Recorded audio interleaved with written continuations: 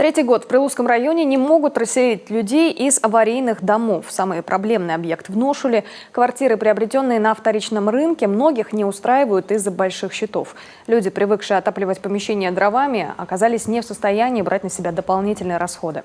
Еще два незаселенных дома в Ухтыме. По словам одной из обладательниц квадратных метров, небольшая печь почти не греет, а зимой регулярно промерзает водопровод. Сейчас эти вопросы решают через суд. Всего же в муниципалитете под снос попали 53 дома. 104 человека уже получили жилье взамен аварийного.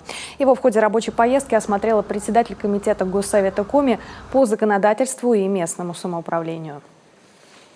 Если четвертый этап он завершится, так скажем, вот, через покупку квартир, то, например, первый этап в Прилузском районе со строительством домов по переселению, он имеет такую тянущуюся вот уже несколько лет негативную историю, когда эти дома до сих пор стоят пустые, и ни одна семья не заселена в эти дома, недочеты по-прежнему не устранены.